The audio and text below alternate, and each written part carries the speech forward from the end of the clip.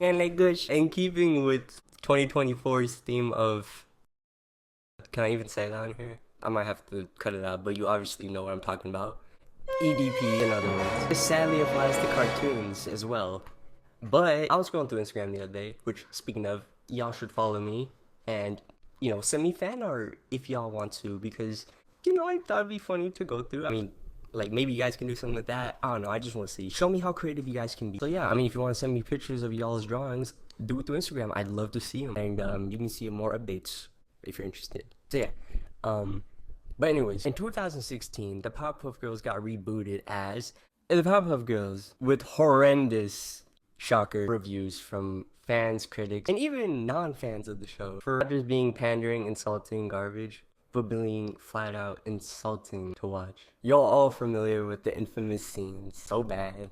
Really bad. Weirdly enough, I don't remember the show getting hated on nearly as much as I think it deserved to be. Because if I do say so myself, looking back at it, and what I'm about to talk about today, this show might actually be worse than Teen Titans Go. To be hands down the worst reboot, not just in Cartoon Network history, but of all time, because of all the bad things associated with it. One of the writers, Jake Goldman, I think is his name. Yes, Jake Goldman was a writer on the show, and early on in one of the episodes, Blossom gets infatuated and borderline obsessed with another character on the show named Jared Shapiro. What a name. Blossom and Jared, oh, they're cringy romance. Now here's where it gets creepy.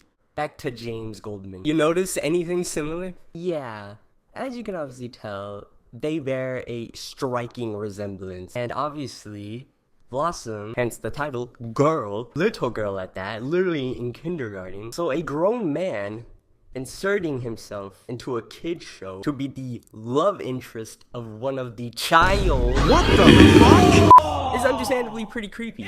Even the website I got this information from, Kotaku, couldn't defend the BS reason why.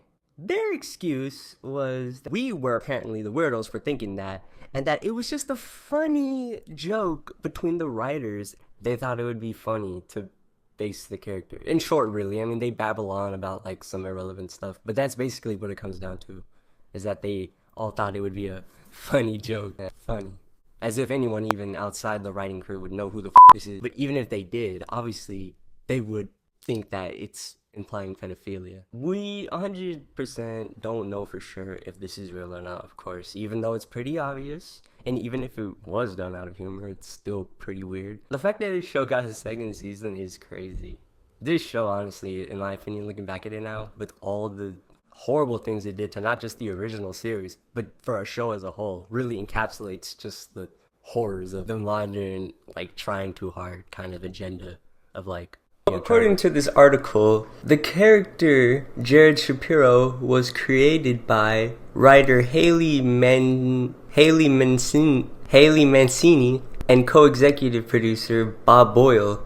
Ah, damn, does it really take two people to create one single character? And a dog one at that? That's embarrassing. But even so, the network didn't clarify why Goldman was brought on to voice the character, but apparently it's not uncommon for animated shows to include their writers or artists in the show, like Pendleton Ward, and then they just ramble on about some like other stuff that's not really relevant. And then they say plus, as if they're like saying, hold on, mother. Former Powerpuff Girls storyboard artist Grace Kraft wrote on a Twitter thread that the artist modeled Jared after Goldman because he fit the character. What you mean he fit the character? And figured it'd be fun to voice him too. So yeah, they give out like a ton of bad reasons, obviously, and I'm not gonna say that he's guilty because obviously we don't know, it's not 100% confirmed. And to be fair, he wasn't arrested and actually convicted of having CP on his hard drive like that other turd that made that show, Magic Swords. Don't drop the soap, dude.